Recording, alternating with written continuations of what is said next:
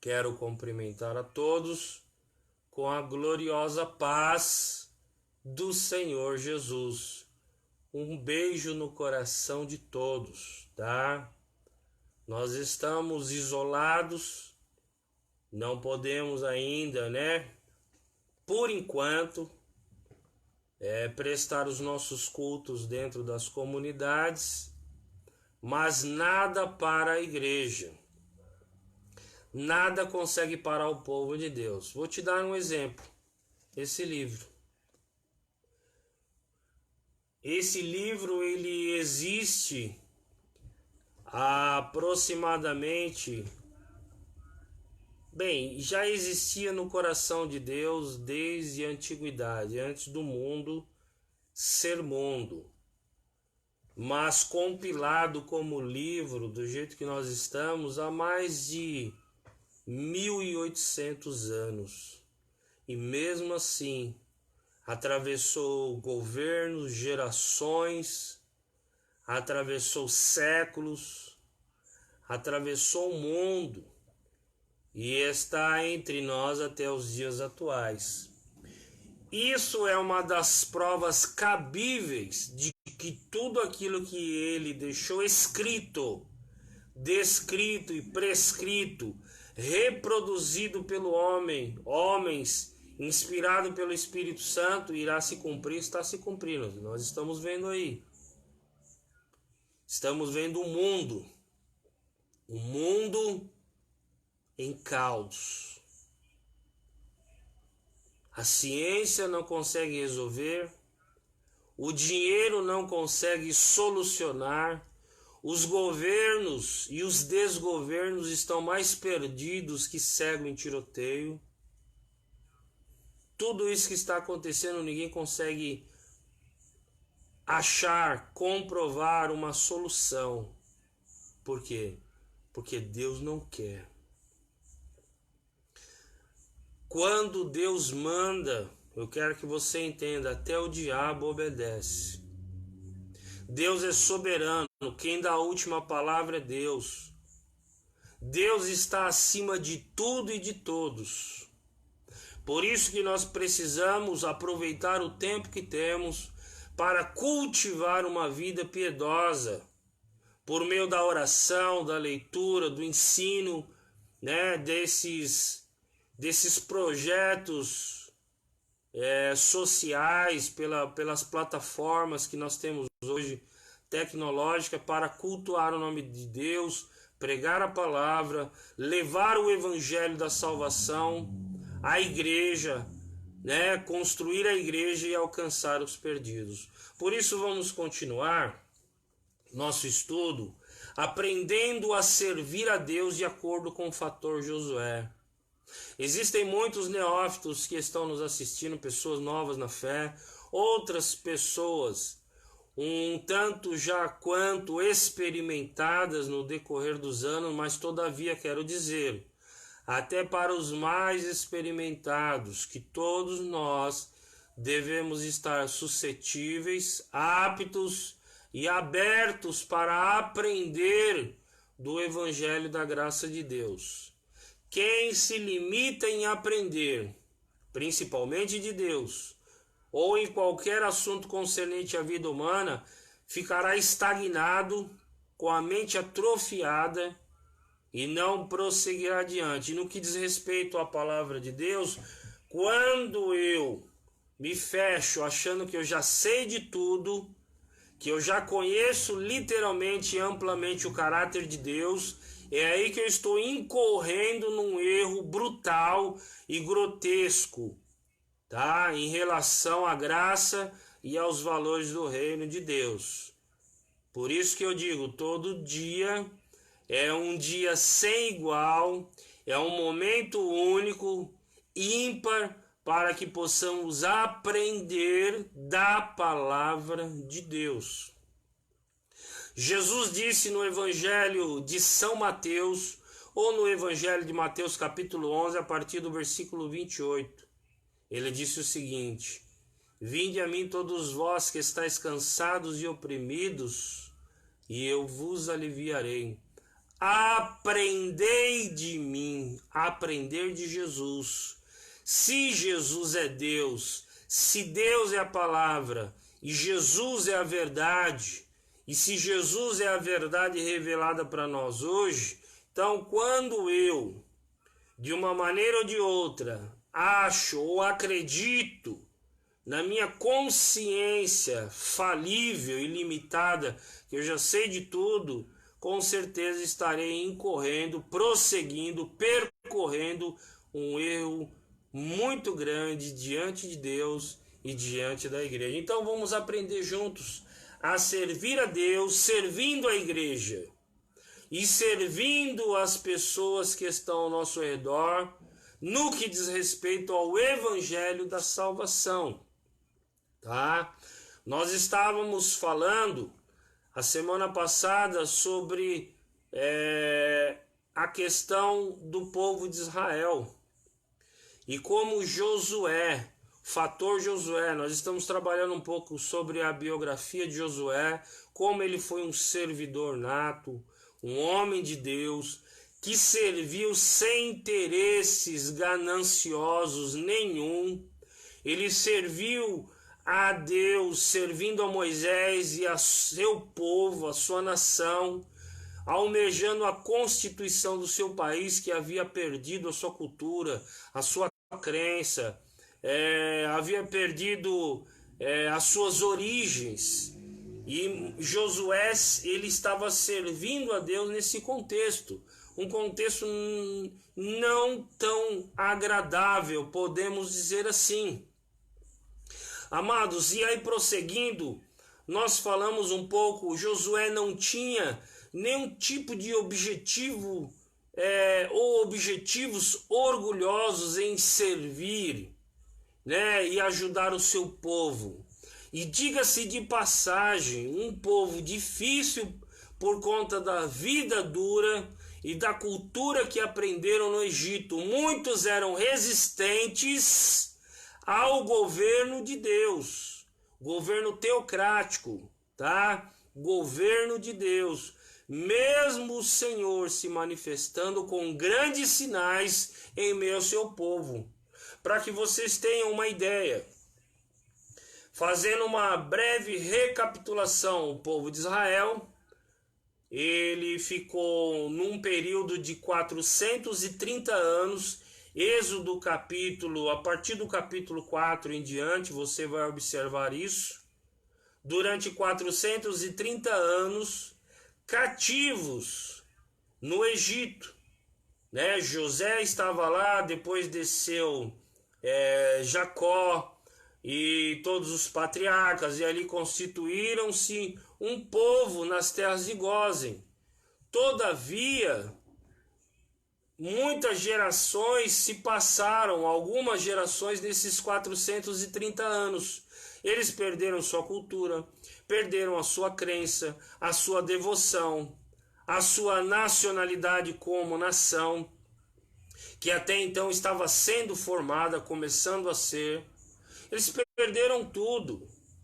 E quando Deus levanta Moisés, né, e algumas outras pessoas para resgatar o povo do Egito, e que o faraó acaba libertando o povo de Israel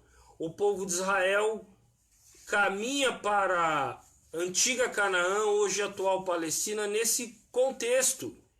E Josué estava servindo a Deus, servindo a Moisés, ele era auxiliador de Moisés, servindo ao seu povo dentro desse contexto. Imaginem só, você e eu lidando com pessoas que aprenderam toda a cultura do Egito, as crenças, o paganismo, a idolatria, as feitiçarias, os gnosticismos. Muitos descredibilizavam a divindade do nosso Deus, não acreditavam que o nosso Deus era soberano. Por isso que os egípcios agiram daquela forma, depreciando o nosso Deus, não levando em consideração as palavras que Moisés proferia. Josué estava servindo a Deus nesse contexto. não foi um contexto tão favorável, né? Abrindo até um parênteses para nós, nesse primeiro aspecto que eu estou deixando, hoje nós temos uma grande dificuldade na igreja brasileira. As pessoas estão com dificuldades em servir. E quando pretendem servir a Deus, nas primeiras dificuldades, nas primeiras intempéries, nos primeiros levantes e problemas que a vida nos propõe, as pessoas desistem. Quero encorajar você e dizer a você que está nos ouvindo: Deus não tem compromisso com frouxos, com pessoas que não têm compromisso de ir em frente, adiante, mesmo que as circunstâncias estejam desfavoráveis. Contar com a ajuda de Deus quando tudo vai bem é muito fácil, mas uma das propostas da vida cristã é você confiar no caráter, na bondade, na misericórdia em tempos de caos, como agora. Como agora. Aí talvez muitos que possam nos assistir ou que irão nos assistir no futuro podem até expressar algumas pronúncias dessa forma, mas também cristãos estão perecendo. Estão sim, pastores, obreiros, fiéis, pessoas que não são crentes, todas estão morrendo com essa situação caótica no mundo. E não é só por conta dessa pandemia, não. Existem muitos outros fatores, muitos problemas sociais. Só que eu digo para você que está se aproximando de Deus, buscando o relacionamento. Nós sabemos de onde nós saímos, aonde nós estamos, a igreja, os cristãos, os salvos, e para onde nós iremos. A nossa vida abundante não é aqui na terra. A nossa vida plena não é aqui na terra. Se você ouviu isso de alguém e acreditou, eu digo para você à luz da Bíblia que isso é uma mentira. É mais uma heresia dos falsos profetas contemporâneos. A nossa vida plena, a nossa vida abundante, o nosso regozijo eterno, a nossa alegria imensurável, a nossa promessa vinda de Deus por meio da cruz de Cristo está nos céus. Está ao lado de Deus. Então esqueça desse conto da carochinha de dizer que nesse mundo nós viveremos uma vida tranquila. E eu quero voltar a dizer, para os que estão servindo, querem servir, fazer parte da igreja, entregar a sua vida a Cristo, se preparem. Se preparem, há momentos de alegria, de regozijo, sim, mas se preparem também para os dias maus. Jesus disse: no mundo tereis aflições. Ele não falou: ei, vocês estarão numa redoma de vidro, de boa, vivendo regaladamente. Esqueça disso, isso não é evangelho. Quem prega isso é um mentiroso e um falso profeta. Tá? Nossas necessidades serão supridas. Deus cuida da sua igreja, do seu povo, dos cidadãos de bem, porque é promessa da palavra. Filipenses 4,19 diz o seguinte: o meu Deus suprirá todas as nossas necessidades em glória por Cristo Jesus. Tudo que nós necessitarmos, nós teremos em nossas mãos. Quando as fontes dessa vida se acabam, no caráter, no coração de Deus e por meio das suas mãos, existe uma fonte inesgotável para suprir os nossos anseios e as nossas necessidades. Só em Deus nós encontramos descanso e lugar seguro de fato para habitar. E quando Ele habita em nós. Então eu quero encorajar a você, a nós, aprender a servir a Deus num contexto, num ambiente legal. Muito bom. mas eu seria injusto de que quando viesse as dificuldades, os descasos sociais, o desgoverno em que nós estamos vivendo, viesse a doença, viesse as percas, as traições, as desilusões, eu virasse as costas para Deus. Quero dizer que Deus tem compromisso com quem tem compromisso com a tua palavra. Ele disse certa feita para o profeta Jeremias, no capítulo 1, versículo 12, prestem bem atenção. Viste bem, meu servo Jeremias, porque eu velo em cumprir a minha palavra. Então, tudo que Deus deixou descrito nesse livro sagrado, Ele mesmo se responsabiliza em cumprir na vida dos seus. Todavia, nós precisamos permanecer fiéis ao Santo Evangelho e servindo a Deus em qualquer contexto. Por exemplo, falando em servir, em fazer o que é certo, que é bom, abra sua Bíblia na carta aos Gálatas, capítulo 6. Eu vou ler nessas duas traduções, João Ferreira de Almeida e tradução Reina Valera, uma tradução espanhola fidedigna para o português, para que nós possamos entender bem esse texto.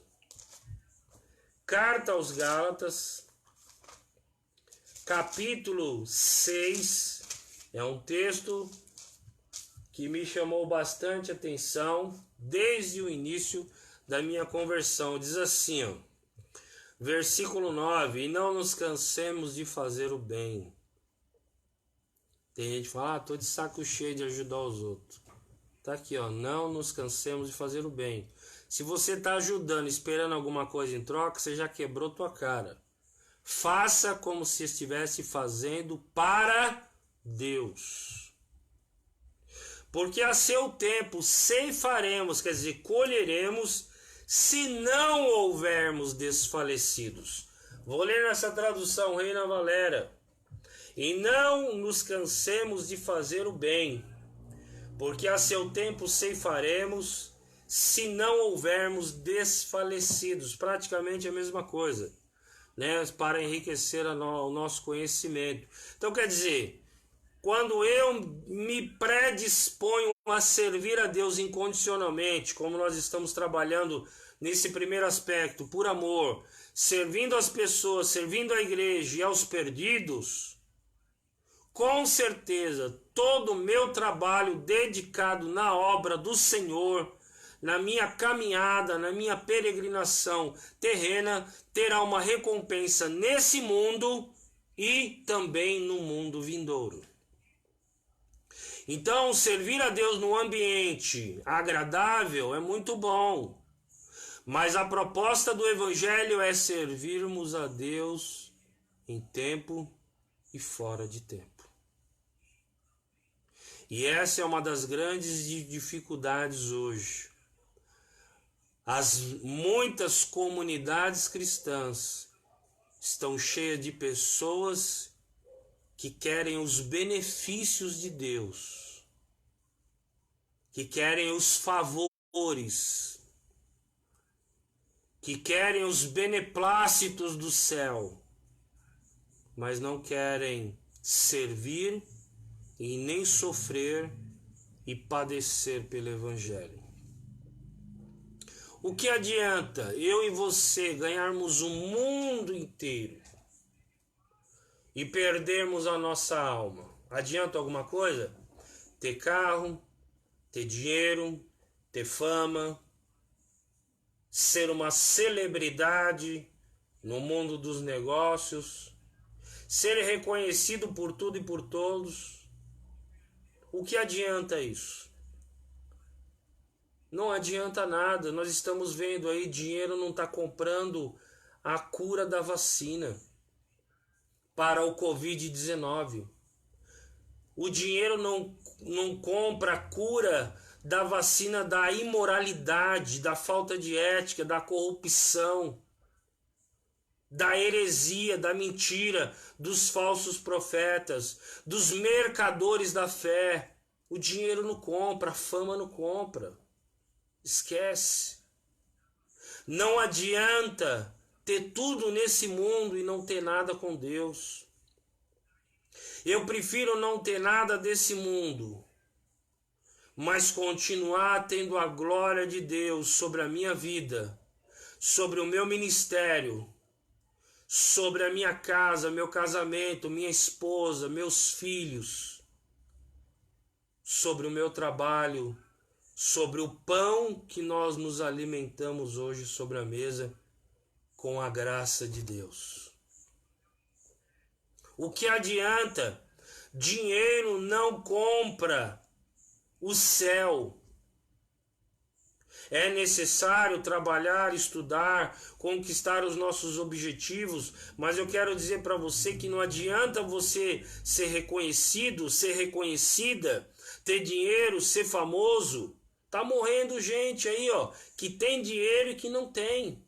Tudo isso para mostrar que Deus é quem dá a última palavra. É Ele que está no governo ainda. Então eu te convido, aprenda a servir como Josué. Vamos juntos incorrer nessa caminhada. Reconhecer os nossos erros. Onde nós falhamos, nós somos falhos. Recomeçar de novo. Reavaliar a nossa conduta espiritual. A nossa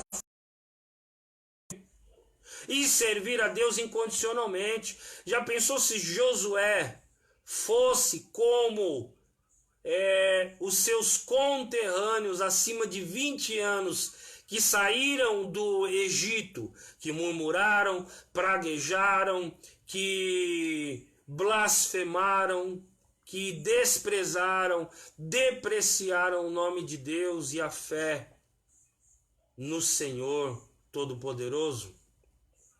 Com certeza ele teria morrido no deserto. Mas ele, mais algumas outras pessoas, principalmente os de 20 anos para baixo, Caleb também, um outro gigante na fé, que serviu incondicionalmente, eles decidiram e proporam em seus corações em servir a Deus, servindo a Moisés, servindo ao seu povo e na constituição da sua nação. Então, nesse primeiro aspecto que nós estamos trabalhando, em servir por amor, isso não quer dizer que eu tenho que servir a Deus somente em ambientes agradáveis. Existem muitos crentes espirituais de púlpito, mas quando se fala em fazer missões, em pisar no barro, em andar em lugares secos e áridos, que nem o está chegando, vou nada. O meu chamado é para pregar bonita. Isso não é evangelho. Quero dizer que isto não é evangelho. E esses são os que envergonham o evangelho de Cristo, porque estão fazendo escola, estão proliferando essa conduta no meio cristão, principalmente na vida dos jovens, de incautos na fé, de pessoas que não conhecem o evangelho. Nós que, graças a Deus, temos cultivado uma vida piedosa, sabemos discernir pelo poder da palavra o que é cristianismo e o que não é. Deus vai cobrar muito caro desses servidores de papéis, de água com açúcar. Então vamos servir a Deus de uma forma correta, coerente, prudente, piedosa, para que possamos realmente, como Paulo disse em Filipenses 3, a partir do versículo 12, ele disse, olha, não que eu tenha alcançado, ele estava falando acerca da salvação, mas uma coisa eu faço, né? é me esquecendo das coisas que para trás ficaram e avançando para as que estão adiante de mim. Ele se esforçava em alcançar a salvação.